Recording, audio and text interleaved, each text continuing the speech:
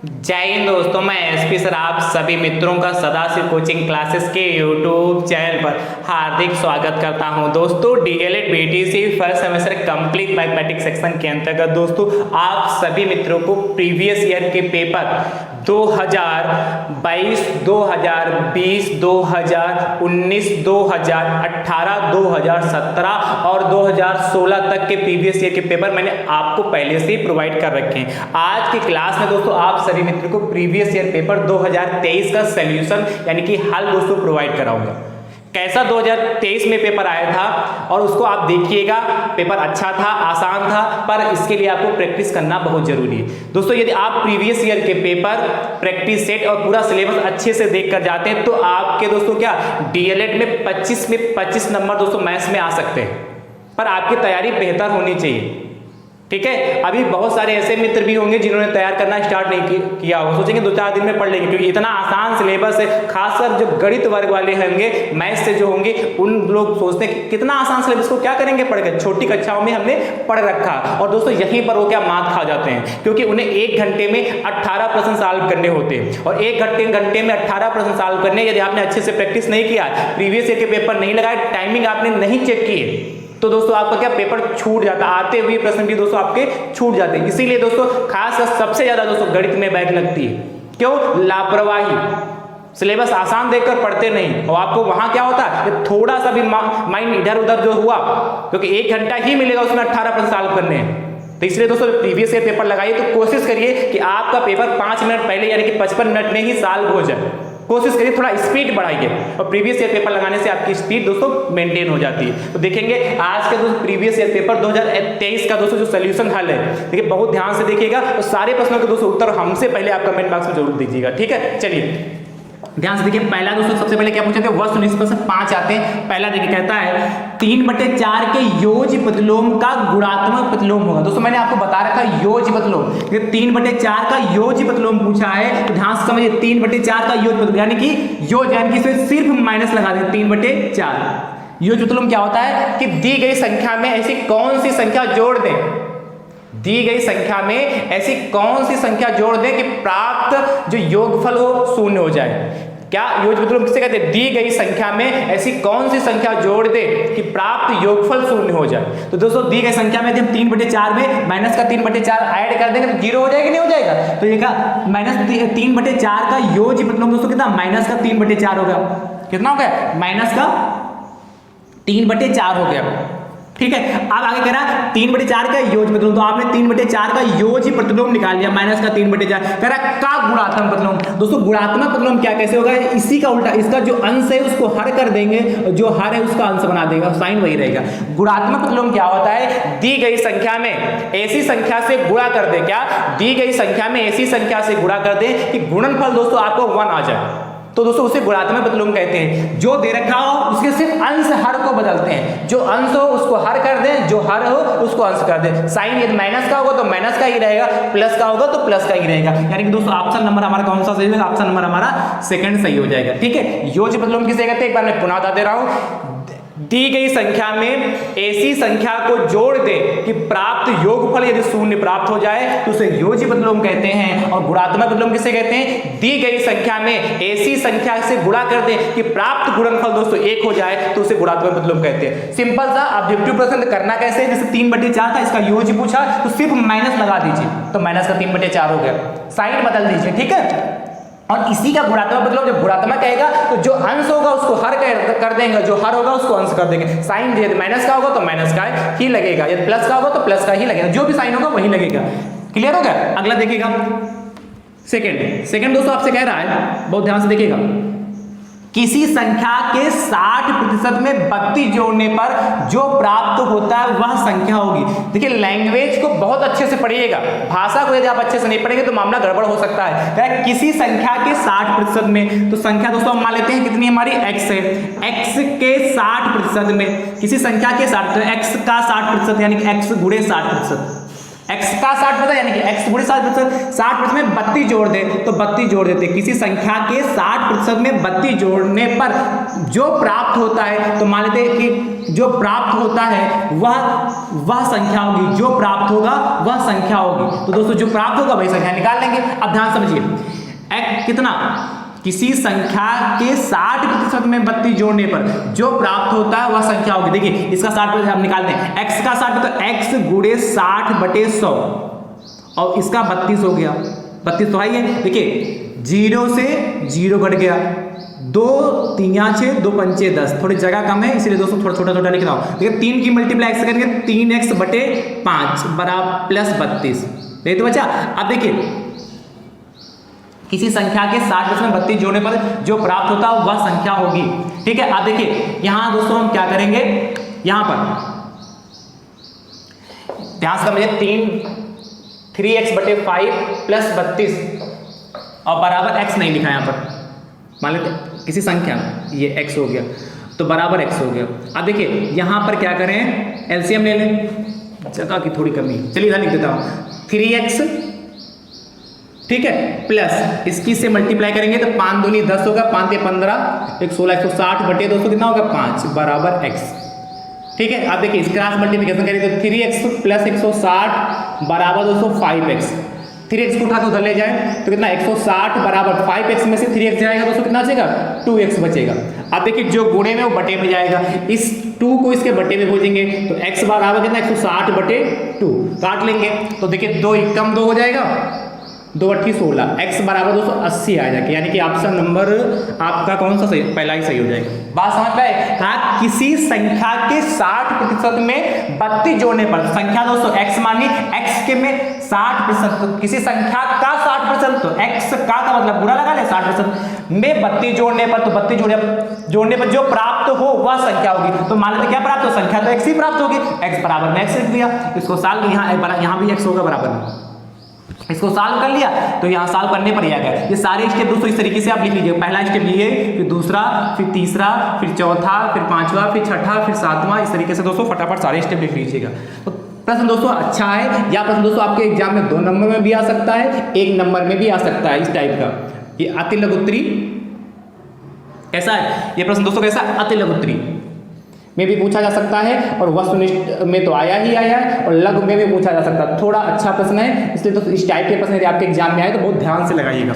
अगला तीसरा कहता है 555 में पहले 5 तथा दूसरे 5 के स्थानीय मान का अंतर। देखिए पहले 5 निकालिए तो पहले 5 का दोस्तों कितना 5 ही होगा और दूसरे 5 का कितना 50। मैंने स्थानीय मान निकालना सिखाया है, ऐसे मैंने कहा था जैसे इसके नीचे लाइन खींच दीजिए तो देखिए पहला 5 का 5 हो गया, इसके नीचे लाइन खींचे तो 5 है, उसके बाद जितने अंक होते हैं 0 लगा ले, तो पहले 5 का 5 है, दूसरे 5 का 50 है। करा 455 में पहले 5 और दूसरे 5 के स्थानीय मान के अंतर, तो 50 5 का अंतर दोस्तों 55 हो गया। फिर आगे कह रहा है एवं योग, तो 50 और 5 का अंतर सॉरी 45 होगा, 50 और 5 का अंतर मतलब 50 में से 5 घटा दीजिए, बड़े से छोटे को घटाएंगे तो 45 आएगा। फिर कह रहा है योगफल, तो इनको जोड़ दीजिए तो 50 5 55 मल्टीप्लाई कर लीजिए, ये तो कह रहा योगफल का गुणनफल ज्ञात कीजिए, मल्टीप्लाई करें तो क्या आएगा 55 25 25 होगा, 5 को 20 2 22 हो गया, तो 5 दो मल्टीप्लाई कर रहे हैं दोस्तों, तो 5 हो गया, 7 हो गया, 4 हो गया, 2 हो गया, 2475, यानी कि दोस्तों ऑप्शन नंबर आपका तीसरा हो जाएगा। ठीक है, यानी कि 45 55 की मल्टीप्लाई करेंगे तो 2475 आएगा। ठीक है, चलिए 4th नंबर देखते हैं दोस्तों, देखिएगा चौथा दोस्तों आपसे कह रहा है संख्या 0 का रोमन अंक होगा। देखिए संख्या 0 का रोमन अंक, देखो 0 का आविष्कार जो भारत में हुआ तो उसका रोमन अंक आए होगा ही नहीं भाई, रोमन वाले क्या जाने, उन्होंने 0 तो भारत से सीखा, इसलिए उन्होंने 0 का रोमन अंक कोई नहीं बनाया। पर अब इस समय दोस्तों जो 0 का रोमन जो संकेत होता है, अब वो लोग दोस्तों क्या, रोमन के लोगों ने क्या लिखना स्टार्ट कर दिया है n। ठीक है, 0 का यदि रोमन अंक पूछे, आपके 2024 में यही प्रश्न आया है कि 0 का रोमन अंक होगा, तो यदि ऑप्शन में n लिखा है तो दोस्तों 0 का रोमन जो अंक होगा वो n होगा। n दोस्तों नुल्ला होता है, नुल्ला ये लैटिन भाषा का शब्द होता है नुल्ला, जिसका अर्थ होता है नन, नन माने कुछ नहीं, नहीं। ठीक है, समझ पाए नहीं समझ पा रहे, तो n से, पर इसमें देखिए 0 है, ऑप्शन है z है, ऐसे n नहीं, यदि n होता तो n को टिक करते, इसलिए इनमें से कोई नहीं। समझ पाए कि नहीं, 0 का रोमन अंक कितना होगा n होगा, यदि इसमें n दे रखा होता तो n को टिक करते, पर n है नहीं, इसलिए इनमें से कोई नहीं। लास्ट देखिए कह रहा 25 प्लस 3/100 प्लस 4/1000 का मान देखिए 25 है, प्लस 3/100 का मतलब कितना 0.03, ये तो जानते हैं। और इसका दोस्तों 0.004 ऐड कर लीजिए, तो 25 ऐसे रहेगा, पॉइंट हो गया। इस देखो पॉइंट के नीचे पॉइंट को रखते हैं, तो पॉइंट के नीचे पॉइंट रखेंगे तो 0 हो जाएगा, और फिर 3 आ जाएगा, फिर 4 आ जाएगा, तो 25.034 ऑप्शन नंबर 3 सही हो जाएगा। ठीक है, जोड़ना आता कि नहीं भाई, इसको जोड़ेंगे। देखिए मैं लिख के दिखाई देता हूँ, 25 और इसके नीचे 0 लगा ले, इसके आगे 0 लगा ले, जितने चाहें। फिर कितना 0.03 है, और फिर 0.004 है। अब देखिए जोड़ेंगे तो 4 आएगा, 3 आएगा, 0 आएगा, उधर 25 होगा, 25.034 ही तो आएगा, है कि नहीं। चलिए ये दोस्तों आपके सारे ऑब्जेक्टिव प्रश्न हो गए। चलिए फटाफट नोट कर लीजिए। अब दोस्तों हम चर्चा करेंगे अति लघुत्तरीय प्रश्नों पर। थोड़ा मैंने समय लिया जिससे आपके अच्छे से सारे प्रश्न आपको समझ पाए। ठीक है दोस्तों, इस वीडियो को आप अपने अपने हिसाब से दोस्तों शेयर जरूर करते रहिए, इतना ज़्यादा शेयर करिए कि डीएलएड के फर्स्ट सेमेस्टर में जितने भी प्रशिक्षु हैं उन सभी प्रशिक्षुओं तक दोस्तों यह वीडियो पहुंच सके। ठीक है, जैसे आप तैयारी कर पा रहे हैं वैसे वो भी तैयारी बेहतरीन तरीके से कर पाए। आप ध्यान से देखिए, हेडिंग डाल लीजिए, अति लघु उत्तरीय प्रश्न। ये दोस्तों एक नंबर के आते हैं, वस्तुनिष्ठ प्रश्न भी एक नंबर के आते हैं, और अति लघु उत्तरीय प्रश्न भी दोस्तों एक नंबर के आते हैं। देखिए पहला, अच्छा पहला क्या अति लघु उत्तरीय का, तो पहला पर उसे सीरियल से आते हैं 6ठा नंबर। अच्छा, जो इसके पहले के प्रीवियस ईयर के पेपर मैंने प्रोवाइड कराए हैं दोस्तों, यदि आप देखना चाहते हैं तो सभी का लिंक मैं आपको डिस्क्रिप्शन बॉक्स में दे दूंगा। और दोस्तों उसके लिए प्लेलिस्ट भी बनाई जिसका नाम है DElEd 3rd semester maths practice set and previous year paper 2023, इस नाम से प्लेलिस्ट बनी। जैसे दोस्तों आप क्लिक करेंगे तो सारे प्रैक्टिस सेट दोस्तों जो प्रोवाइड कराए वो आपको देखने के लिए मिल जाएंगे। प्रीवियस ईयर के पेपर इसके पहले जो मैंने कराए वो देखने के लिए मिल जाएगा। और ठीक है, तो आसानी से आप देख पाएंगे, इस प्लेलिस्ट में जाइएगा और सभी प्रीवियस ईयर के पेपर का लिंक मैं आपको डिस्क्रिप्शन बॉक्स में दे दूंगा, वहां से भी आप आसानी से देख पाएंगे। देखिए छठा प्रश्न कहता है 20 सही 2/3 मीटर लंबी, 20 सही 2/3 मीटर लंबी रस्सी में से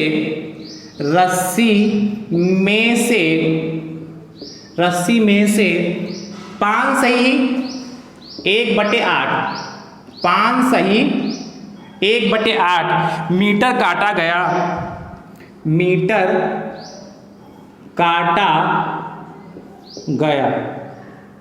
आगे दोस्तों आपसे कहता है शेष रस्सी की लंबाई ज्ञात कीजिए।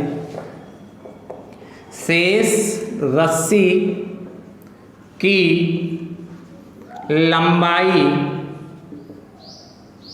ज्ञात कीजिए। अब ध्यान से समझिए कैसे करेंगे। क्या कह रहा है दोस्तों आपसे, कह रहा है 20 सही 2/3 मीटर लंबी रस्सी में से 5 से 1/8 मीटर काटा गया है, तो शेष रस्सी की लंबाई तो क्या दिया है जैसे लगाएंगे दोस्तों ऐसे ही लगाएगा पेपर में। रस्सी की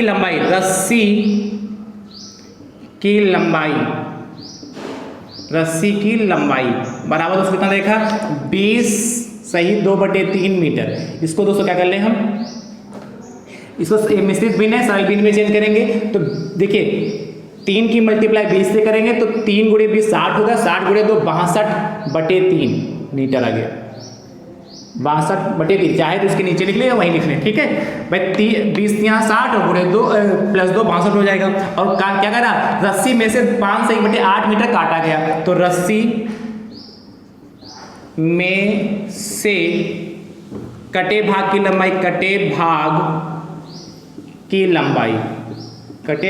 लंबाई, ठीक है ध्यान समझिए कितना दोस्तों हो जाएगा। देखिए 5 सही 1/8 यही तो कहा, ये मीटर हो गया। चेंज करें तो 8 × 5 = 40 से 41/8 मीटर, क्या 8 × 5 = 40 और 1 41/8 मीटर हो गया। आप कह रहा रस्सी की लंबाई ज्ञात कीजिए। शेष रस्सी की लंबाई तो लिखेंगे शेष रस्सी की लंबाई। देखिए ये इसको हम चाहें L मान लें, इसको L' मान लें तो दिक्कत है भाई, लंबाइयाँ हैं कटी जो हमारी रस्सी है पूरी रस्सी की लंबाई L मान लिया, कटी रस्सी की लंबाई L' मान लिया, तो शेष रस्सी की लंबाई कैसे निकलेगी यहाँ लिखना चाहेगा आप लिख लीजिएगा, रस्सी की लंबाई माइनस रस्सी में से काटे गए भाग की लंबाई। क्या लिखना है? रस्सी की लंबाई माइनस रस्सी में से काटे गए भाग की लंबाई। देखिए रस्सी की लंबाई दोस्तों हमारे पास कितनी है? 62/3 और माइनस काटे गए भाग की लंबाई कितने? 41/8। यहाँ एलसीएम है दोस्तों 8 त्रिक 24 एलसीएम हो गया। तो 62 की मल्टीप्लाई दोस्तों 8 से करेंगे तो 3 8 24, 8 है 8 की मल्टीप्लाई 62 है तो 8 दूनी 16 हो गया। 8 दूनी 16 हासिल आएगा 1 और 8 छंग 48 और 1 49। समझ में आया कि नहीं? 8 दूनी 16 हासिल है 1, 8 छंग 48, 1 49 माइनस 8 त्रिक 24 3 है, 3 की मल्टीप्लाई 41 से करें 3 एकम 3, 3 चक्कू 12, 3 एकम 3 हो गया और 3 चक्कू 12। घटा लीजिए दोस्तों इसमें से, तो 6 में से 3 गया 3, 6 में से 3 गया 3 और 9 में से 2 गया 7, यहाँ 4 में से 1 गया 3/24। यही तो आया देखे बटे दोस्तों कितना आएगा? 24 आएगा। तो 3 7 3 13 कटेगा तो किसी से है नहीं, कटने वाला तो है नहीं। तो दोस्तों क्या करेंगे इसको 24 और 373 भाग कर लें। देखिए क्या भाग करेंगे तो देखिए 24 एकम 24 हो गया, कितना बचा देखिए यहाँ 3 और यहाँ 1 33 हो गया। ठीक है 5 बार लगेगा, 5 बार 5 चक्कू 20 और 5 दूनी 10, नहीं 5 चक्कू 20 होगा, 5 चक्कू 20 और 5 दूनी 10 तो 12, 120 हो जाएगा ना। हाँ और कितना 3 बचा जाके और यहाँ 1 13। ये तो आएगा दोस्तों, समझ पाएगा? नहीं तो दोस्तों इसको क्या लिखेंगे फाइनल आंसर। इसका दोस्तों फाइनल आंसर कैसा लिखेंगे? 15 सही 13/24, 15 सही 13/24। ये दोस्तों हमारा फाइनल आंसर आएगा। तो दोस्तों मीटर, तो दोस्तों क्या लिखेंगे फाइनल आंसर में? लिखेंगे अतः शेष रस्सी की लंबाई बराबर 15 सही 13/24। दोस्तों हमारा फाइनल आंसर आ जाएगा। चलिए नोट करिए, नोट दोस्तों करते रहिए फटाफट। ठीक है नोट करिए फटाफट।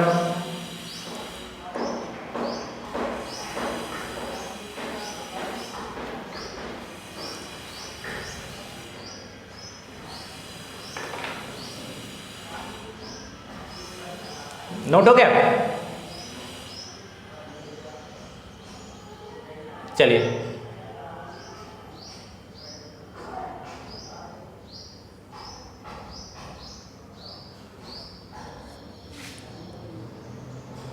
अगला देखिए 7वां नंबर।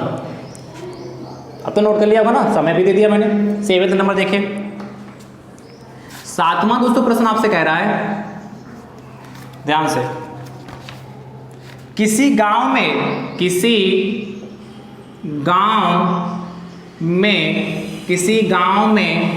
पुरुषों की संख्या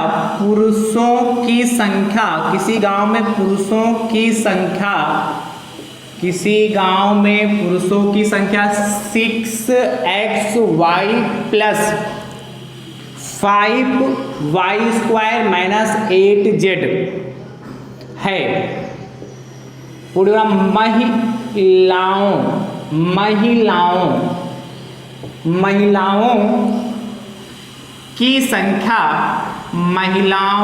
की संख्या 2x प्लस का xy माइनस का 2y है। आगे दोस्तों आपसे कहता है ज्ञात कीजिए पुरुषों की संख्या, ज्ञात कीजिए पुरुषों की संख्या महिलाओं की संख्या से कितनी अधिक है। पुरुषों की संख्या महिलाओं की संख्या से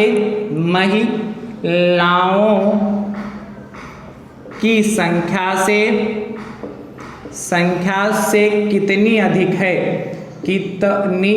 है।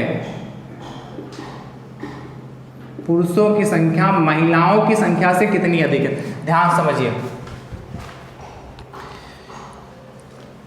नोट कर लिया ना इसको।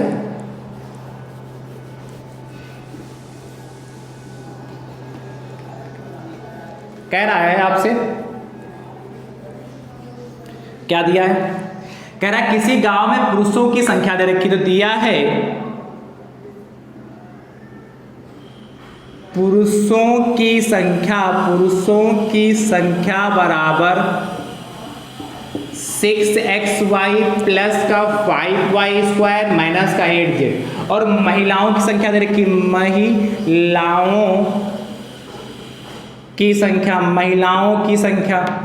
महिलाओं की संख्या दोस्तों जो आपके पास है वो है 2x प्लस का xy माइनस का 2y, 2x प्लस का xy माइनस का 2y। ज्ञात कीजिए पुरुषों की संख्या महिलाओं की संख्या से कितनी अधिक है। पुरुषों की जो संख्या है महिलाओं की संख्या से कितनी अधिक है। यानी यदि हम पुरुषों की संख्या में से महिलाओं की संख्या को घटा दें तो जितने पुरुष अधिक होंगे वो हमें पता चल जाएगा।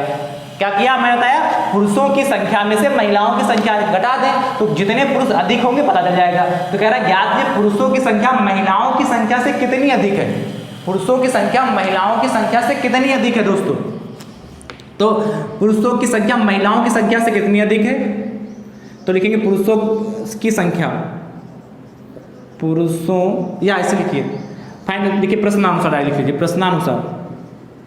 प्रश्नानुसार ठीक है।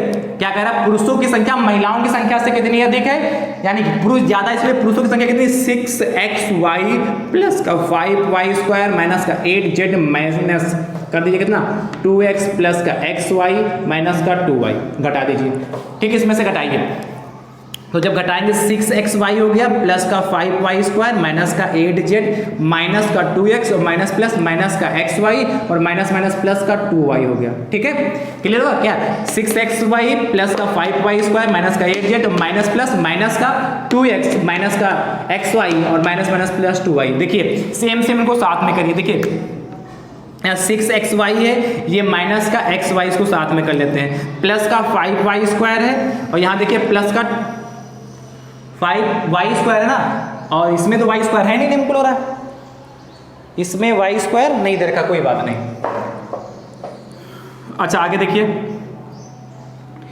कोई बात नहीं दे रखा, वैसे होना चाहिए इसमें y², ये y² इसमें होगा। चलिए मैं प्रश्न चेक कर लेता हूँ इसको। अच्छा इसमें z है, कोई बात नहीं, चलिए जो है उसको लिखते हैं।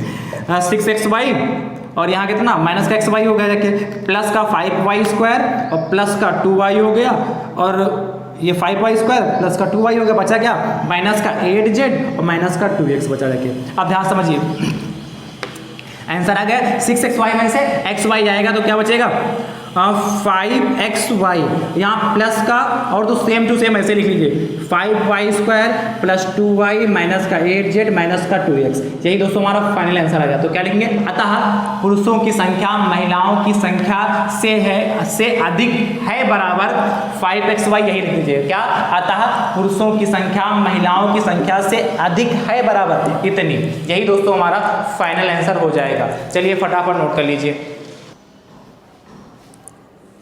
चलिए अगला देखिए, 7वें के बाद दोस्तों 8वां।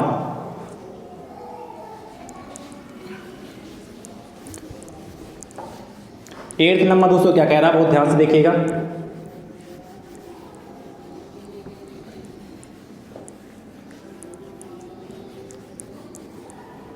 ध्यान से देखिए, 8वां प्रश्न दोस्तों आपसे कह रहा है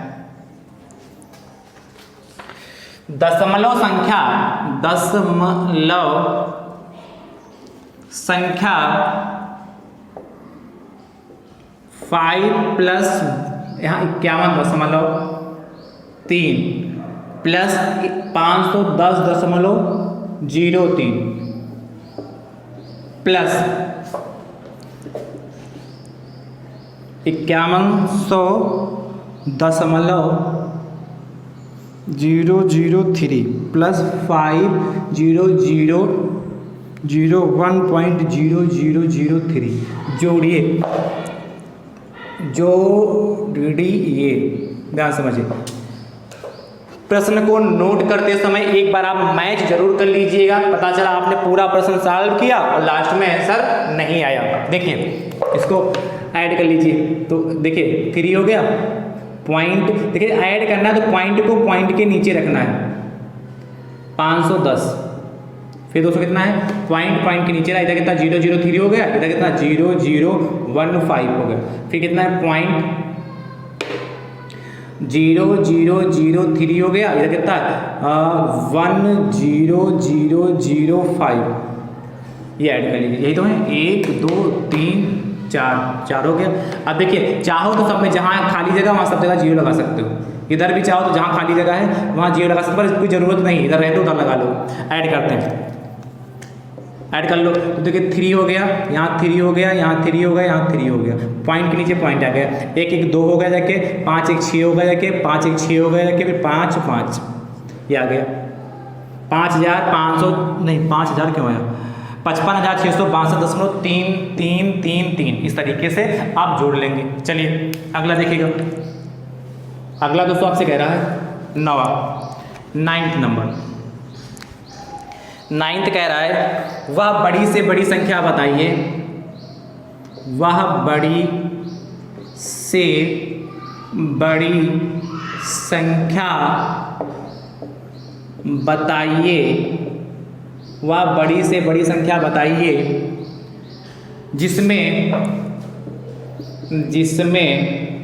49,59 और 109 49,59 और 109 को भाग देने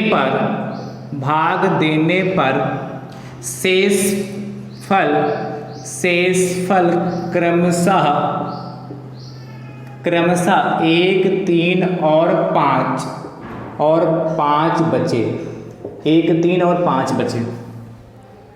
ध्यान समझिए कैसे करेंगे, मैंने आपको पहले से ही बता के रखा, जब भी आपसे बड़ी से बड़ी संख्या की बात कहे यानी कि दोस्तों आपको मासा निकालना है। क्या निकालना है? मासा। बड़ी से बड़ी कहे या अधिकतम संख्या कहे तो आपको मासा निकालना है।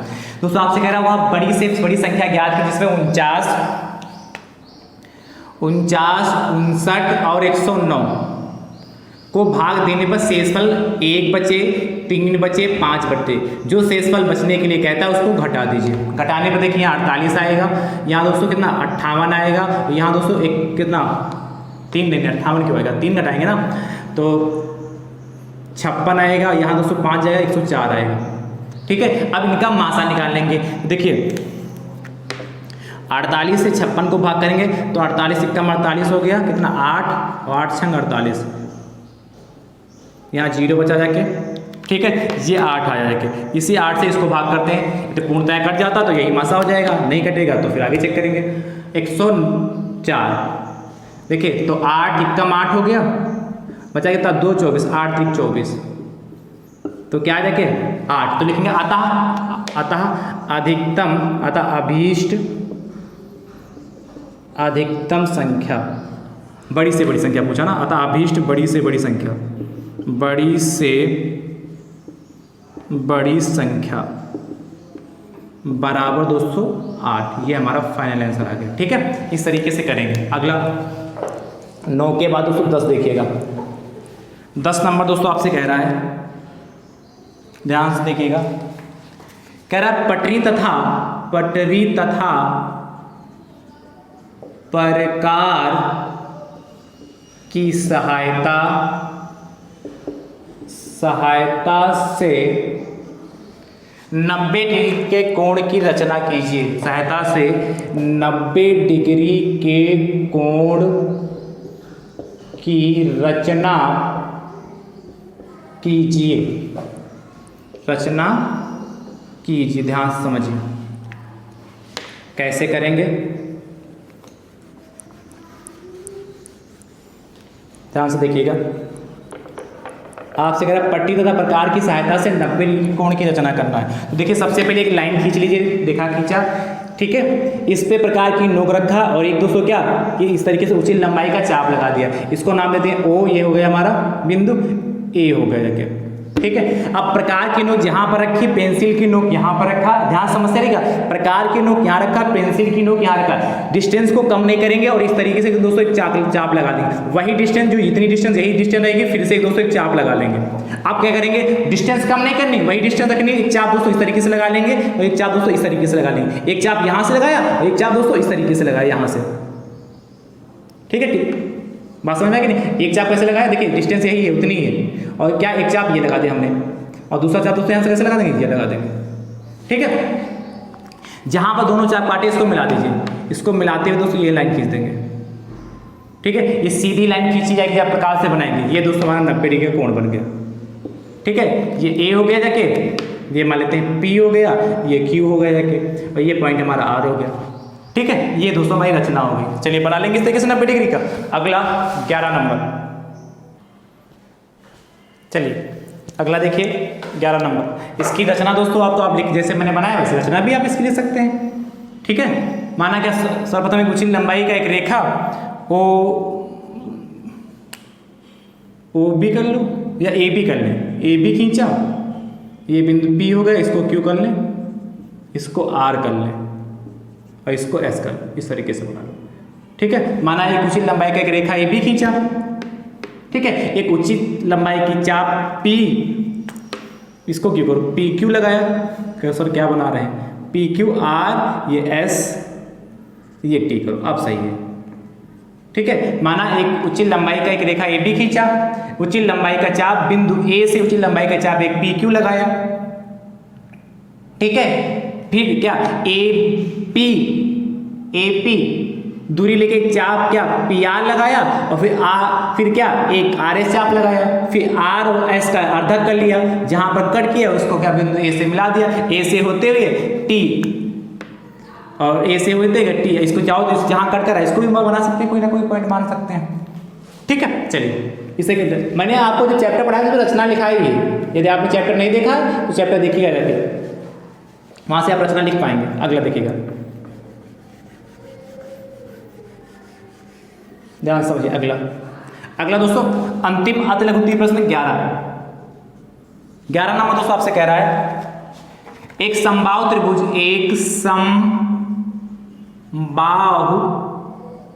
त्रिभुज जिसके, चलो पूरा लिख देता हूं, त्रिभुज जिसकी, एक समबाहु त्रिभुज जिसकी प्रत्येक भुजा 4 सेंटीमीटर, प्रत्येक भुजा 4 सेंटीमीटर है। आगे दोस्तों आपसे कह रहा है इसका क्षेत्रफल ज्ञात कीजिए, इसका क्षेत्रफल ज्ञात कीजिए। अब ध्यान समझिए कैसे ज्ञात करेंगे। देखिए क्या दिया है समबाहु त्रिभुज की भुजा बराबर 4 सेंटीमीटर। समबाहु त्रिभुज की भुजा बराबर, इसको मान ले ए भुजा को ए मान ले 4 सेंटीमीटर। तो दोस्तों समबाहु त्रिभुज का क्षेत्रफल क्या होता है, लिखिएगा समबाहु त्रिभुज का क्षेत्रफल इक्वल टू क्वेश्चन मार्क, समबाहु त्रिभुज का क्षेत्रफल बराबर दोस्तों होता है √3/4 भुजा स्क्वायर यानी कि ए स्क्वायर, ठीक है। √3/4 भुजा दोस्तों कितना, ए का स्क्वायर यानी कि 4 का स्क्वायर, यानी कि √3/4 बराबर 4 चक्कू 16 होता है, 4 एकम 4 और 4 चक्कू 16, 4√3 सेंटीमीटर स्क्वायर। तो नीचे लिखेगा अतः समबाहु त्रिभुज का क्षेत्रफल 4√3 सेंटीमीटर स्क्वायर। अगला देखिएगा, अगला दोस्तों कह रहा है 12 नंबर, और कौन सा प्रश्न दोस्तों, लघु उत्तरीय प्रश्न। ये 2 नंबर के प्रश्न दोस्तों आपके एग्जाम में पूछे जाते हैं, लघु उत्तरीय प्रश्न। ध्यान से समझिएगा 12 नंबर दोस्तों आपसे कह रहा है, बहुत ही ध्यान से समझिएगा। कह रहा है आयताकार बगीचे की लंबाई, आयताकार बगीचे की लंबाई एवं चौड़ाई में अनुपात, एवं चौड़ाई में अनुपात 5:3 है। लंबाई और चौड़ाई में अनुपात 5:3 है। यदि आयताकार बाग का क्षेत्रफल, यदि आयताकार बाग का क्षेत्रफल, यदि आयताकार बाग का क्षेत्रफल 1500 वर्ग फीट हो, वर्ग फीट हो तो बाग के चारों ओर हो, फीट लिखा हो तो बाग के चारों ओर वर्ग फीट हो तो बाग के चारों ओर तार लगाने के लिए कितना खर्च आएगा? तार लगाने में कितना खर्च आएगा? कितना खर्च आएगा? ध्यान समझिए, आगे कहता है जबकि तार का मूल्य 12 रुपये फीट हो, जबकि तार का मूल्य 12 रुपये फीट हो। अब ध्यान समझिए कैसे करेंगे। 12 रुपये फीट, 12 इधर लिखा, इससे कोई इफेक्ट खैर पड़ता नहीं है। ध्यान समझिए,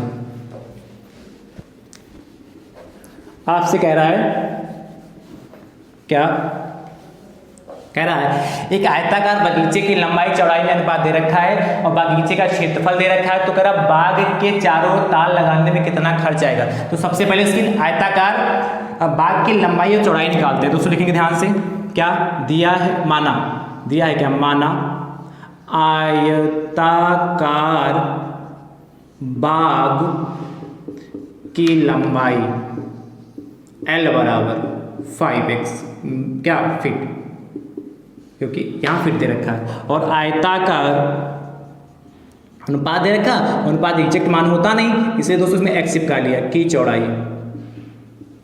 विड्थ b बराबर दोस्तों 3x हो गया फीट। आपको दे रखा है क्या है? आयताकार बाग का क्षेत्रफल पता है। आयताकार बाग का क्षेत्रफल दोस्तों कितना? 1500 वर्ग फीट। ठीक दोस्तों, क्या होता है लिखेंगे आयताकार बाग का क्षेत्रफल दोस्तों होता क्या है? लंबाई गुणे चौड़ाई। आयत की लंबाई गुणे चौड़ाई L इंटू बी। आयताकार बाग का क्षेत्रफल दोस्तों आपको 1500 और लंबाई दोस्तों आपके पास कितना? 5x इंटू 3x दे रखा। सॉल्व कर लेते हैं। तो दोस्तों 1500 ऐसे ही रहेगा, 5x इंटू 3 कितना? 15x स्क्वायर हो गया। तो यहाँ देखिए क्या करेंगे, x स्क्वायर बराबर 1500 बटे 15, 15 एकम 15 कितना हो गया? 20 100। x स्क्वायर बराबर 200 आया देखिए, यानी कि x बराबर √100 हो गया। x बराबर 210 दिख रहा है, 10 फीट आएगा। x की वैल्यू 10 फीट आ गई। यहाँ से दोस्तों ध्यान समझिएगा, यहाँ से दोस्तों हम L निकाल लेंगे। पहले इतना नोट करिएगा, L कितना? 5x। तो 5 इंटू x की वैल्यू दोस्तों कितनी आई? 10, तो कितना? 50 फीट हो गया। उसके बाद दोस्तों b की वैल्यू निकालें, b बराबर दोस्तों 3 इंटू x की वैल्यू 10, तो 30 फीट हो गया।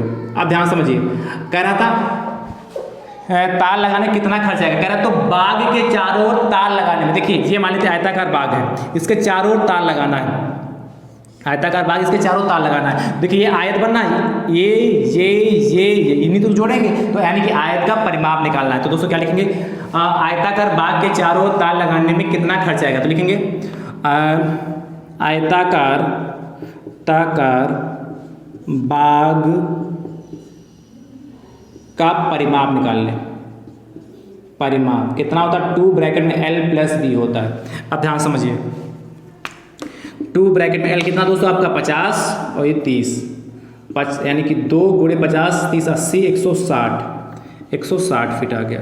तो दोस्तों यहाँ नीचे लिखेंगे आंसर फाइनल। अतः अच्छा 160 फीट परिमाप आया देखिए, पर खर्च पूछा था, तो नीचे आप क्या लिखेंगे? इसके नीचे तो बाग के चारों ओर तार लगाने में कितना खर्च आएगा। तो लिखेंगे अतः बाग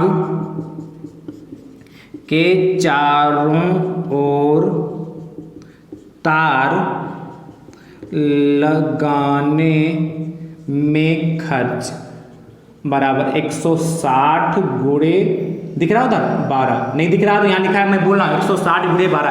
खर्च क्या आगे लिखा है? 160 गुणे 12 मल्टीप्लाई कर लीजिए, तो कि 0 से 0 हो गया, और 12×72 के 2 हंसिलाए के 7 और 12 7 19, 1920 रुपये दोस्तों खर्च आएगा। ठीक है, देखिए 12 का मल्टीप्लाई 0 से 0 हो गया, और 12×72 हंसिलाए 7, 12 कम 12 और 7 19, 1920 रुपये आ गया दोस्तों। ठीक है, चलिए परिमाप निकालना है तो कहता है बाग के चारों ओर तार लगाया, और तार लगाने से बाग है तो बाग के चारों ही तो तार लगाएंगे, और बाग कैसे आयताकार है और इसलिए आयत का परिमाप निकालना। परिमाप जो है उसको क्या किया 12 से मल्टीप्लाई कर दिया। चलिए नोट कर लीजिए। अगला 13 नंबर। तो अच्छा प्रश्न दोस्तों, इस टाइप का प्रश्न आ सकता है, इसको मैंने वेरी इंपॉर्टेंट में भी दोस्तों कराया है। चलिए 13 नंबर दोस्तों आपसे कह रहा है, ध्यान समझिए। कह रहा है त्रिभुज किसे कहते हैं? त्रिभुज किसे कहते हैं? कहते हैं। आगे दोस्तों कहते हैं, आगे कह रहा है भुजाओं या कोणों के आधार पर, भुजाओं और कोणों के आधार पर, कोणों के आधार पर भुजाओं एवं कोणों के आधार पर त्रिभुज के नामों का सचित्र वर्गीकरण कीजिए। त्रिभुज के नामों का सचित्र वर्णन कीजिए। ये तो आसान प्रश्न है, 2 नंबर देके जाएगा। देखिए नोट कर लीजिए फटाफट दोस्तों। 12 नंबर दोस्तों प्रश्न बहुत ही अच्छा है, इंपॉर्टेंट, इसको जरूर नोट करिएगा। ठीक है, अब ध्यान समझिए, इसको रखो। आपसे पूछा त्रिभुज किससे कहते हैं, तो आप जानते, लिख लीजिए 3 भुजाओं से घिरी आकृति को त्रिभुज कहते हैं। लिखिए 3 भुजाओं से घिरी आकृति को त्रिभुज कहते हैं। इसमें 3 भुजाएं होती हैं तथा 3 शीर्ष होते हैं। इसमें क्या होते हैं दोस्तों? 3 भुजाएं होती हैं, 3 शीर्ष होते हैं, 3 कोण होते हैं। ठीक है, 3 आप लिखिए, मैं बोल रहा हूं त्रिभुज किसे कहते हैं? त्रिभुज किसे कहते हैं? लिखिए 3 भुजाओं से घिरी आकृति को त्रिभुज कहते हैं। इसमें 3 शीर्ष होते हैं, 3 कोण होते हैं, 3 भुजाएं होती हैं। त्रिभुज के तीनों अंतःकोणों का योगफल 180 डिग्री होता है। इतना लिख सकते हैं, या खाली तरह लिख दीजिए तो त्रिभुज क्या नाम, 3 भुजाओं से घिरी आकृति को त्रिभुज कहते हैं। अब देखिए कह रहा भुजाओं कोणों के आधार पर त्रिभुज के नामों का सचित्र वर्णन, तो हेडिंग डाल लीजिए भुजाओं के आधार पर त्रिभुज के प्रकार। ठीक है, भुजाओं के आधार पर त्रिभुज के प्रकार लिखिएगा। भुजाओं के आधार पर त्रिभुज निम्नलिखित 3 प्रकार के होते हैं। कितने प्रकार के? 3 प्रकार के। देखिए पहला दोस्तों आपका जो होता है समबाहु त्रिभुज।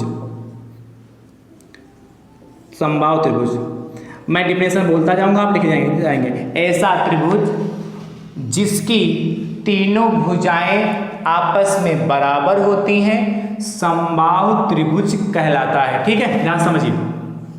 चित्र भी साथ में सचित्र वर्णन कहा तो ABC, देखिए या भुजा इसके बराबर, तीनों भुजाएं आपस में बराबर हो, यानी दोस्तों क्या लिख सकते हैं? AB बराबर BC बराबर CA। ठीक है, अगला दूसरा सम द्विबाहु त्रिभुज। लिखिएगा ऐसा त्रिभुज जिसकी 2 भुजाएं आपस में बराबर होती हैं समद्विबाहु त्रिभुज कहलाता है। चित्र देखिए इसका कैसे बनाएंगे। ABC, ये भुजा आपस में बराबर हो तो क्या लिखेंगे? AB बराबर AC या CA does not equal to BC। AB बराबर AC not equal to BC। ठीक है, अगला विषम बाहु त्रिभुज। देखिएगा इसमें ऐसा त्रिभुज जिसकी तीनों भुजाएं असमान होती हैं। ऐसा त्रिभुज जिसकी तीनों भुजाएं असमान होती हैं। ठीक है, तीनों भुजाएं क्या होती हैं? असमान होती हैं, विषम बाहु त्रिभुज कहलाता है। AB बराबर does not equal to BC बराबर CA, ना तो AB आपस में बराबर, तीनों अलग अलग होंगे। ठीक है, क्लियर हो गया? अगली हेडिंग डालिए। अगली क्या कहता? कोणों के आधार पर। देखिए भुजाओं के आधार पर आपने हेडिंग डाली कोणों के आधार पर त्रिभुज के प्रकार। देखिएगा कोणों के आधार पर त्रिभुज निम्नलिखित 3 प्रकार के होते हैं। कोणों के आधार पर त्रिभुज निम्नलिखित 3 प्रकार के होते हैं। देखिए पहला ये भी 3 प्रकार के होते हैं। न्यून कोण, लिखिएगा ऐसा कोण जिसका मान 90 डिग्री से कम होता है न्यून कोण कहलाता है। जैसे ये 60 डिग्री दोस्तों हमारा क्या होगा, न्यून कोण होगा। ठीक है, अगला जैसे ये ए हो गया, ये बी हो गया, सी हो गया। अगला दूसरा न्यून कोण, समकोण। ठीक है, न्यून का मतलब क्या, थीटा की दोस्तों जो वैल्यू होगी वो 0 से डिग्री से बड़ी होगी एंड दोस्तों क्या होगी, 90 डिग्री से छोटी होगी। समकोण क्या, थीटा की वैल्यू दोस्तों जो क्या होती है, ग्रेटर देन 90 डिग्री। ठीक है, या ग्रेटर देन क्या, इक्वल टू 90 डिग्री। ठीक है, न्यून कोण, समकोण और देखिए जैसे ए बी सी ये 90 डिग्री। ठीक है, ऐसा कोण जिसका मान 90 डिग्री होता है वह दोस्तों हमारा क्या कहलाता है, समकोण कहलाता है। तीसरा दोस्तों अधिक कोण, लिखिएगा ऐसा कोण जिसका मान 90 से अधिक तथा 360 ऐसा कोण जिसका मान 90 डिग्री से अधिक तथा 180 डिग्री से कम होता है न्यून कोण, अधिक कोण त्रिभुज कहलाता है। जैसे ये मान लेते हैं 120 डिग्री का कोण। ठीक है, ये बन गया ए बी और सी। ठीक है, ए बी सी हो गया, तीनों लिख लिया। ऐसा त्रिभुज जिसका मान 90 डिग्री से अधिक तथा 180 डिग्री से कम होता है क्या कहलाता है, अधिक कोण त्रिभुज कहलाता है। अगली हेडिंग आ रही है, अगली हेडिंग क्या, अगला प्रश्न संख्या 14। ध्यान से देखिए 14 नंबर दोस्तों आपसे क्या कह रहा है, 14 नंबर कह रहा है रचित अपनी मासिक आय का 80% खर्च करके 120 रुपये मासिक बचाता है। 120 रुपये मासिक बचाता है। आगे दोस्तों आपसे कह रहा है तो उसकी वार्षिक आय एवं खर्च ज्ञात कीजिए। तो उसकी वार्षिक आय एवं खर्च ज्ञात कीजिए।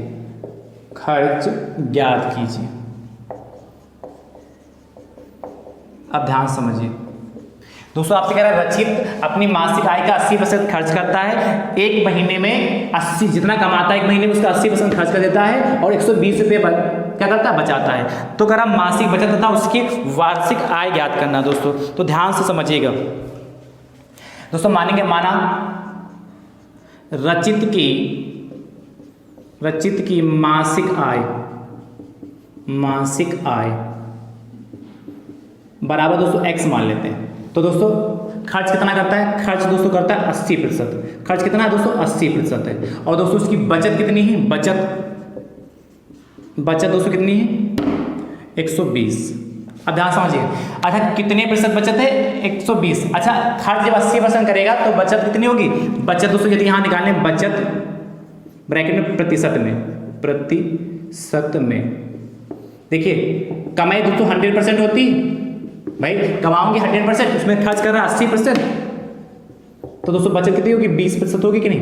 अब ध्यान समझिएगा, क्या आप कमाते हैं 100% और खर्च करेंगे 20%, नहीं कमाएंगे 100%, खर्च आपका 80%, तो बचेगा कितना 20%, तो बचत उसकी कितनी 20%। और करके 120 रुपये बचाता, मासिक बचाता है, 120 रुपये मासिक बचाता है, यानी कि महीने में 20% बचाता है। 20% की वैल्यू 120 के बराबर हो जाएगी। यानी दोस्तों यहाँ से समझिएगा क्या, x का बचत मतलब x का 20% बराबर 120 के होगा भाई, x का 20%, मासिक आय का 20% बराबर। भाई x क्या है, आपकी मासिक आय, इसका दोस्तों वह 20% बचाता है, और 20% बचाता है किसके बराबर दोस्तों, 120 के होगा कि नहीं, है कि नहीं भाई, 20 की प्रतिशत 120 के बराबर होगा कि नहीं होगा। अब देखिए x गुणे 20% का मतलब 100, 1/100 बराबर 120। काट दीजिए, देखिए 0 से 0 गया, 2 1 कम 2 हो गया, 2 पंचे 10 हो गया। ठीक है, अब देखिए क्या बचा, x/5 इक्वल टू 12 पंचे 60, 600 आ गया। 1 मिनट, 20 120 होगा, जीरो से जीरो कट गया, सही तो है। x का 20% बराबर 120, सही। तो कितना आ गया इसकी, अच्छा मल्टीप्लाई भी कर दिए तो x बराबर 200 600 आया ना आपका। देखिए चलिए मैं एक बार लिख देता हूँ क्या, x बटे 5 बराबर 120 बराबर x बराबर दोस्तों कितना होगा 600। तो दोस्तों आपसे पूछा क्या था, 600 रुपये आ गया। आपसे कहा था तो बाद में लिखा, जैसे लिखा वैसे लिखा जाता है, बाकी पहले भी लिखे इस पर नहीं पड़ेगा। 600 आया, यानी कि का माना तो माना रचित की मासिक आय x मानी थी, x रुपये मानी थी। ये मासिक आय 100 रुपये, पर आपसे पूछा क्या है, उसकी वार्षिक आय बताइए। वार्षिक आय दोस्तों, तो एक साल में कितने महीने होते हैं, एक साल में 12 महीने लिखेंगे होते हैं, तो लिखेंगे दोस्तों क्या लिखेंगे, रचित की वार्षिक आय। वार्षिक आय कितना दोस्तों, वार्षिक आय कितना हो जाएगा, 12 गुणे 60 12×6 72, 720 7,200 रुपये वो साल में कमाता है। इसके साथ आपसे ये भी पूछा है उसकी वार्षिक आय का खर्च, साल का खर्च ज्ञात कीजिए। और खर्च दोस्तों कितना करता है, 80% खर्च करता है। या देखिए 600 रुपये तनख्वाह है और 120 रुपये बचाता है, तो खर्च दोस्तों कितना करता है भाई, तो खर्च कितना हो गया, खर्च कितना हो जाएगा, एक देखो 600 रुपये उसकी तनख्वाह है, ठीक है, उसमें से 120 रुपये बचाता है, तो खर्च कितना करेगा, 480 हो जाएगा कि नहीं, खर्च कितना का 480, तो 480 कहता है, यानी कि ये मासिक खर्च है। ये खर्च कैसा है, मैं लिखिए देता हूँ यहाँ पर जिससे डाउट ना हो। मासिक खर्च है, मासिक खर्च, कैसा खर्च है, मासिक। तो दोस्तों जो मासिक खर्च उसका कितना है, 480 रुपये है। पर आपसे पूछा वार्षिक खर्च, तो क्या लिखेंगे, रचित का वार्षिक खर्च। वार्षिक खर्च एक महीने में कितने दिन होते हैं, दिन नहीं, एक दिन महीने में दिन नहीं, एक साल में कितने महीने होते हैं, 12 होते हैं, तो 12 की मल्टीप्लाई 480 से कर दें, ठीक है, तो कितना हो जाएगा, 0 हो जाएगा। और 12 ठीक 96 होता, हंसे लाइन 9 12 चौक 48 और 9 200 कितना 57 रुपये, 48 और 9 57 5,760 रुपये वो खर्च करता है, ठीक है, साल में 5,600 रुपये साल में खर्च करता है, 12×72। और तनख्वाह कितनी उसकी दोस्तों, टोटल वार्षिक आय कितनी, 7,200 रुपये। 7,200 रुपये वार्षिक आय, खर्च करता है 5,760 रुपये। चलिए नोट करिए फटाफट, फिर आगे दोस्तों चर्चा करते हैं।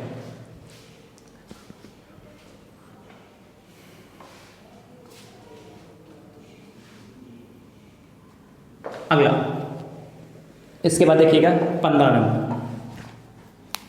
15 नंबर दोस्तों आपसे कह रहा है, ध्यान से, कहता है रमेश के बगीचे में विभिन्न प्रकार के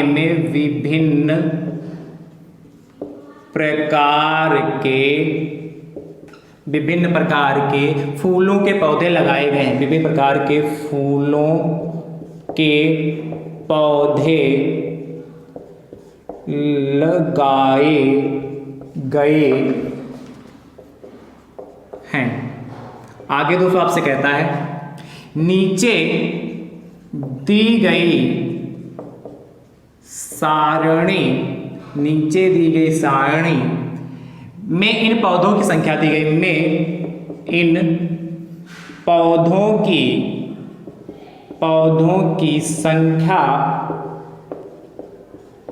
दी गई है। आगे दोस्तों आपसे कहता है, इन्हें पिक्टोग्राफ द्वारा प्रदर्शित कीजिए। देखिए कैसे करेंगे, ध्यान से समझिएगा। पिक्टोग्राफ द्वारा इसको कैसे प्रदर्शित करके, बहुत ही ध्यान से दोस्तों देखिएगा।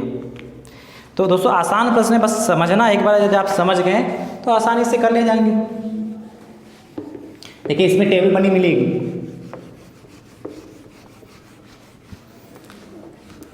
नीला वाला मार्कर नखरा दिखाता है भाई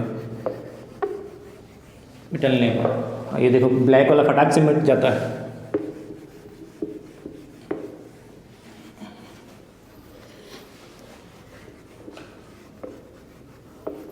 ध्यान से देखिए, आपसे दोस्तों कह रहा है, प्रश्न तो पढ़ लिया है, फूलों का नाम दे रखा है, फूलों का नाम, और एक साइड में दोस्तों फूलों की संख्या, फूलों की संख्या। नाम दोस्तों ध्यान से समझिएगा, फूलों के नाम में जैसे पहला फूल दोस्तों आपके पास गेंदा, गेंदा के 25, उसके बाद जूही, जूही के 10, उसके बाद दोस्तों चमेली, चमेली की 15, उसके आगे भी दोस्तों और हैं भी। चमेली के बाद दोस्तों हैं रजनीगंधा, रजनीगंधा, और रजनीगंधा के बाद दोस्तों एक फूल और है, रजनीगंधा के दोस्तों 45 हैं। उसके बाद गुलाब, गुलाब के 35 हैं। ठीक है, गुलाब के 35, 25, 10, 15, 45, 35। तो ध्यान समझिए, रमेश के बगीचे में विभिन्न प्रकार के फूलों के पौधे लगाए गए, नीचे दी गई सारणी में इन पौधों की संख्या दी गई है, इन्हें पिक्टोग्राफ द्वारा बनाना। ध्यान समझिएगा, पिक्टोग्राफ में बनाना, तो सबसे पहले पैमाना मान लेंगे, माना, चलिए माना एक संकेत, संकेत बना लीजिए इस तरीके से फूल बना लीजिएगा। एक संकेत बराबर 5 फूल, 5 फूल। क्यों दोस्तों, देखिए 5 से सभी संख्याएं डिवाइड हो जाएंगी, ऐसा पैमाना मानेंगे जिससे सभी संख्याएं डिवाइड हो जाएंगी। 5 से देखिए 25, 10, 15, 45, 35 सभी डिवाइड हो जाएंगे। अब एक साइड में लिखिए फूलों का नाम, फूलों का नाम, दूसरे साइड में फूलों की संख्या, फूलों की संख्या। पिक्टोग्राम माने, पिक माने पिक्चर होता है, यानी कि चित्र के माध्यम से हमें प्रदर्शित करना है। गेंदा, गेंदा के दोस्तों कितने फूल हैं हमारे पास, 25 है। अब देखिए 25 को 5 से डिवाइड करें तो 5 बनेंगे, तो इस तरीके से 5 संकेत बनाइए। एक, दूसरा देखिए 2, 3, 3, चल 3 ही बना लेते हैं, देखिए इस तरीके से। ठीक है, ज़्यादा बनाएंगे तो दोस्तों ज़्यादा बड़ा हो जाएगा, ध्यान से।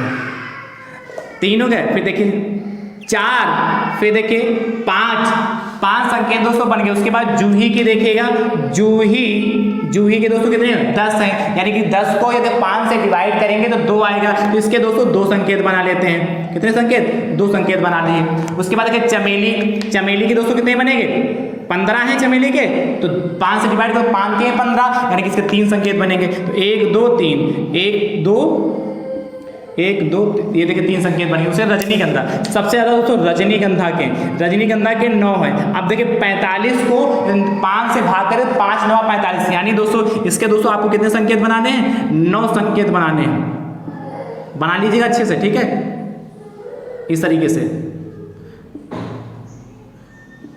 देखिए ये कितने बन गए, काउंट करिए, 1, 2, 3, 4, 5, 6, 7, 8, 9 बन गए। तो 3, 3, 6, 3, 9। उसके बाद गुलाब, अब गुलाब के भी दोस्तों ज़्यादा हैं, गुलाब, गुलाब के दोस्तों कितने हैं, 35 है। अब 35 को 5 से डिवाइड करेंगे तो 5, 7, 5, 7 बनेंगे, तो बना लीजिए फटाफट।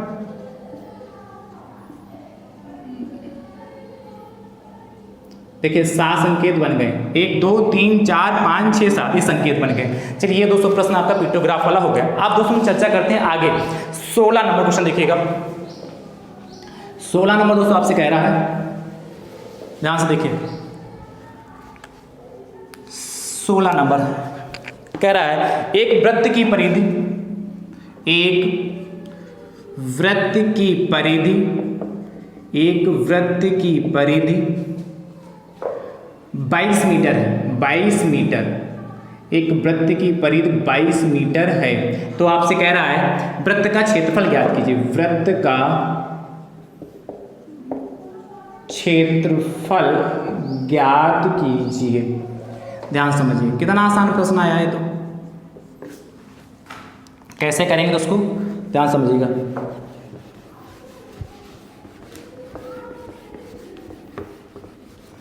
क्या कह रहा है, आपसे कह रहा है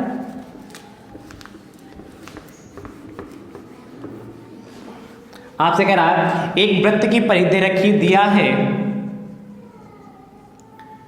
क्या, वृत्त की परिधि, वृत्त की परिधि इक्वल टू 22 मीटर। वृत्त की परिधि दोस्तों आपको दे रखी है 22 मीटर दे रखी है ना, मीटर में, हाँ ठीक मीटर है। तो कह रहा है वृत्त का क्षेत्रफल ज्ञात करना है। देखिए वृत्त का क्षेत्रफल इक्वल टू क्वेश्चन मार्क, दोस्तों आप जानते हैं वृत्त की परिधि इक्वल टू दोस्तों क्या होता है 2 पाई आर, 2 पाई आर, और परिधि की वैल्यू दोस्तों 22 दे रखी, तो 2 और पाई की वैल्यू दोस्तों 22/7 होता है, आर निकाल लेंगे, क्रॉस मल्टीप्लिकेशन करिए तो 22 × 7 बराबर 2 × 22 इंटू आर, यहाँ से आर की वैल्यू निकालें तो 22 × 7 बटे, समझते नहीं क्या, बटे दोस्तों कितना 2 × 22 हो गया, ठीक है 2 × 22, जो गुणे में वो बटे में आ गया। अब देखिए 22 × 22, 22 × 22 कट गया, तो आर बराबर 7/2 मीटर आया जाके, इसकी रेडियस आ गई। इसके बाद देखिए मैं इधर सॉल्व कर दे रहा हूँ, क्या वृत्त का क्षेत्रफल पूछा है, तो वृत्त का क्षेत्रफल दोस्तों क्या होता है पाई आर स्क्वायर, पाई की वैल्यू दोस्तों कितनी होती है 22/7, 22/7, आर दोस्तों कितना है 7/2 का स्क्वायर। देखिए तो 22/7 × 7/2 × 7/2, ठीक काट लीजिए। देखिए 7 एकम 7, 7 एकम 7, 2 एकम 2, 2 एकम 2 11, तो 11/77/2 आ जाएंगे भाई। तो ये 11 की मल्टीप्लाई 7 से करेंगे तो 11/77/2 भाग कर लें, 2 3 6 2 8 16 38.5 मीटर स्क्वायर। तो क्या लिखेंगे, अतः वृत्त का क्षेत्रफल बराबर कितना होगा 38.5 मीटर स्क्वायर हो गया। चलिए नोट करिए,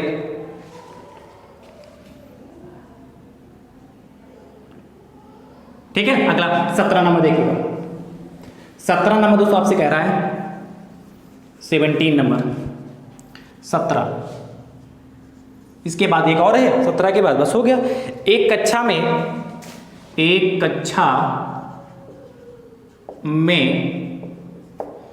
60 विद्यार्थी थे, आगे दोस्तों में नहीं 60 विद्यार्थी थे, आगे कह रहा है दोस्तों आपसे 50% विद्यार्थी प्रथम श्रेणी में, 50% विद्यार्थी प्रथम श्रेणी में, आगे दोस्तों कह रहा है 40% विद्यार्थी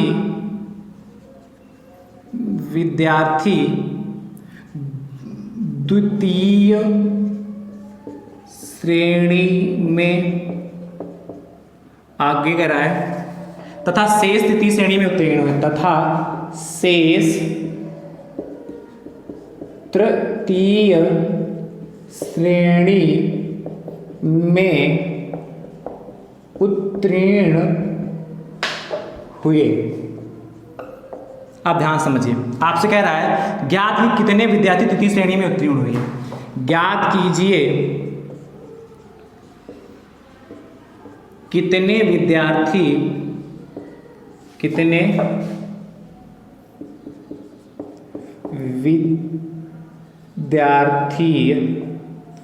तृतीय श्रेणी में उत्तीर्ण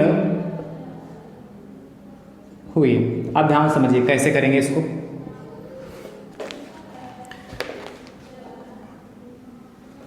बहुत ध्यान से समझिएगा। आपसे पूछा कितने शिक्षार्थी विद्यार्थी तृतीय श्रेणी में उत्तीर्ण हुए, कह रहा है एक कक्षा में 60 विद्यार्थी थे, 50% विद्यार्थी प्रथम श्रेणी में, 40% विद्यार्थी द्वितीय श्रेणी में, तो शेष तृतीय श्रेणी में उत्तीर्ण हुए। ज्ञात कीजिए कितने विद्यार्थी तृतीय श्रेणी में उत्तीर्ण हुए। ध्यान समझिएगा, दिया है क्या, दिया है कक्षा में विद्यार्थियों की संख्या बराबर, कक्षा में विद्यार्थियों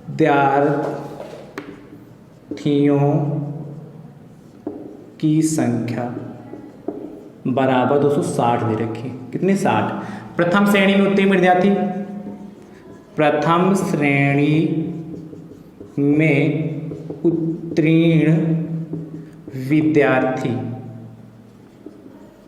ब्रैकेट में विद्यार्थी प्रतिशत में कितना दोस्तों है 50%। और इसी का लिखिएगा द्वितीय श्रेणी में उत्तीर्ण विद्यार्थी, ये भी 200% में दे रखा है, प्रतिशत में दे रखा कि नहीं दोस्तों, कितना दे रखा है, द्वितीय श्रेणी में 40% हुए, तो 40% हो गया। तो आपसे कहा शेष तृतीय श्रेणी में उत्तीर्ण हुए, जो बाकी जो बचे तृतीय श्रेणी में उत्तीर्ण, तो कितने विद्यार्थी तृतीय श्रेणी में उत्तीर्ण, ध्यान समझिएगा। तो लिखेंगे तृतीय श्रेणी में उत्तीर्ण विद्यार्थी, तृतीय श्रेणी में उत्तीर्ण विद्यार्थी, ब्रैकेट में प्रतिशत में क्या कैसे निकालेंगे, देखिए टोटल विद्यार्थी किसी भी कॉलेज किसी भी स्कूल में टोटल विद्यार्थी दोस्तों 100% होते हैं, कितने 100% होते हैं। उसमें से देखिए प्रथम श्रेणी में कितने उत्तीर्ण हुए 50% और द्वितीय श्रेणी में 40%। तो प्रथम श्रेणी और द्वितीय श्रेणी में जितने विद्यार्थी उत्तीर्ण हुए उनको जोड़कर 100 से घटा दीजिए। देखिए 100% इस माइनस 90% यानी दोस्तों 10%। तो दोस्तों क्या लिखेंगे, तृतीय श्रेणी में उत्तीर्ण विद्यार्थियों बराबर 10%। अब ध्यान समझिए, तृतीय श्रेणी में उत्तीर्ण विद्यार्थियों की संख्या, तृतीय श्रेणी में उत्तीर्ण विद्यार्थी कितने उत्तीर्ण दोस्तों 10% उत्तीर्ण हुए। तो किसका 10% उत्तीर्ण होंगे, 60 का, तो 60 का 10% निकाल लीजिए। 60 का 10% यानी कितना होगा दोस्तों, 60 गुणे 10 और प्रतिशत का मतलब 1/100 होता है, या बटे में 100 को नहीं आया 1/100। देखिए 0 से 0 का 0 से 0 का 6, ये हमारा फाइनल आंसर आएगा। तो क्या लिखेंगे, अतः तृतीय श्रेणी में उत्तीर्ण विद्यार्थी बराबर 6, ये दोस्तों लिख लीजिएगा, ये हमारा फाइनल आंसर आ चुका है। अगला देखिएगा अंतिम प्रश्न दोस्तों 18 नंबर, बस समाप्ति की ओर है, ध्यान समझिएगा। 18 नंबर दोस्तों कह रहा है, यदि a बराबर -2, तो हमसे कह रहा है फर्स्ट पार्ट आपसे 5a² प्लस का 4a-2 तथा एवं सेकेंड पार्ट दोस्तों आपसे कह रहा है एवं सेकेंड पार्ट a³ प्लस का 4a² प्लस 3a का मान ज्ञात कीजिए, का मान ज्ञात कीजिए। ध्यान समझिए कैसे करेंगे। आपको a की वैल्यू दे रखा है 5a² प्लस का 4a-2, a³ प्लस का 4a² प्लस का 3a का मान ज्ञात करना, कैसे करेंगे ध्यान समझिएगा। बहुत आसान ये भी है दोस्तों, 2 पार्ट है, यानी कि एक नंबर का एक पार्ट है, एक पार्ट सही एक नंबर लेके जाइए। और आसान देखिए, दिया है दोस्तों, क्या दिया है, a बराबर -2, ठीक, a बराबर -2। फर्स्ट पार्ट में दोस्तों आपसे पूछा क्या, 5a² प्लस का 4a-2 की वैल्यू पूछी। अब ध्यान समझिएगा, 5 और a² की वैल्यू दोस्तों, a की वैल्यू कितनी 2, तो कितना हो जाएगा -2 का स्क्वायर हो जाएगा प्लस 4, a की वैल्यू कितनी 2, तो माइनस का 2 और -2, यानी कि इसमें जहां पर a है उसके जगह पर दोस्तों हम क्या रखेंगे, -2 रखेंगे। ध्यान समझिए, 5 और -2 का स्क्वायर दोस्तों 4 हो गया, प्लस देखिए प्लस और माइनस दोस्तों माइनस हो जाएगा, -4 दूनी 8 हो गया, -2 हो गया। अब ध्यान समझिए, 5 × 2 = 20 होता है और -8 -2 -10 होता है, यानी दोस्तों 20 में से 10 जाएगा, 10 बचेगा। ये दोस्तों हमारा फाइनल आंसर आ गया। अगला देखिएगा दोस्तों, अगला दोस्तों आपसे कह रहा है a³ प्लस का 4a² प्लस का 3a, a³ प्लस का 4a² प्लस का 3a, इसमें वैल्यू पुट करिए। a की जगह पर दोस्तों हम -2 रखेंगे, तो -2 का क्यूब प्लस 4a, 4 × a की जगह पर दोस्तों कितना, -2 का स्क्वायर और प्लस का 3a की जगह दोस्तों कितना, 3 ऐसे रहेगा, और a की जगह दोस्तों -2 हो जाएगा। क्लियर होगा, क्या किया मैंने, a की जगह पर -2 का क्यूब रखा, फिर प्लस लगाया, 4 लिख दिया, a की जगह पर -2 का स्क्वायर प्लस 3 और a की जगह पर -2 हो गया। ध्यान समझिए, उसके बाद दोस्तों क्या हो जाएगा, देखिए -3 का स्क्वायर कितना, -8 होगा, -2 गुणे, देखिए -2 गुणे -2 गुणे -2, तो देखिए minus minus plus, plus minus minus का कितना 8 हो गया, ये तो आएगा, -8 आएगा कि नहीं आएगा। अब ध्यान समझिए, उसके बाद दोस्तों आपका क्या आएगा, उसके बाद देखिए, हाँ देखिए भैया -8 हो गया, आगे प्लस का 4 और माइनस का 2 का स्क्वायर कितना 4 हो जाएगा, और प्लस माइनस माइनस का 6 हो जाएगा। ठीक है, -2 का क्यूब माइनस का 8 हो गया, +4 ऐसे रहा, -2 का स्क्वायर कितना 4 हो गया, और प्लस और माइनस माइनस का कितना 6 हो जाएगा। ध्यान समझिएगा, माइनस का 8 है और ये देखिए यहाँ प्लस का 4 चक्कू 16 हो गया है कि माइनस का 6। देखिए 16 पहले लिख देते हैं, माइनस का 8 माइनस का 6 दोस्तों, माइनस का 8 6 माइनस का 14 हो जाएगा, यानी दोस्तों हमारा 2 आ गया आंसर। ये हमारा फाइनल आंसर, ये दोनों पार्ट हो गए। समझ गए दोस्तों कि नहीं समझ गए? चलिए नोट कर लीजिए फटाफट, नोट करिए फटाफट दोस्तों। ठीक है, तो आई होप, मुझे उम्मीद है कि आपने ये 18 नंबर प्रश्न था, अंतिम प्रश्न था ये 18 नंबर। ठीक है, तो दोस्तों आपका प्रीवियस ईयर पेपर 2023 का संपूर्ण सॉल्यूशन दोस्तों मैंने विधिवत से कराया है। अब आप सभी मित्रों ने साथ में किया होगा तो आपको लग रहा होगा कैसा पेपर है दोस्तों, पैटर्न अच्छा है, अच्छा पेपर आया है। बस आप सभी मित्रों को टाइमिंग दोस्तों मेंटेन करना। हमने क्या प्रश्न लिखा है और सॉल्व भी किया है, तो लगभग 1 घंटा 10 मिनट या 15 मिनट के आसपास, 1 घंटा 10 मिनट या 12 मिनट के आसपास दोस्तों आपका लगा है। ठीक है, तो आप सभी मित्र जब खाली प्रश्नों को सॉल्व करेंगे, लिखेंगे नहीं, अब मुझे मैंने क्या लिखा भी है, सॉल्व भी किया, आपको समझाने का प्रयास भी किया, तो टाइम तो जाहिर सी बात दोस्तों लगने वाली है। पर आप सभी मित्रों को 1 घंटे में इसका सॉल्यूशन सॉल्व करना होगा। सिर्फ आपको का सॉल्यूशन लिखना, वहां प्रश्न नहीं नोट करने होते हैं। ठीक है, इस वीडियो को अपने अपने हिसाब से दोस्तों ज्यादा से ज्यादा संख्या में शेयर जरूर करते रहिए। आप सभी मित्र स्वस्थ रहिए, मस्त रहिए और मुस्कुराते रहिए। थैंक यू सो मच दोस्तों, राधे राधे दोस्तों।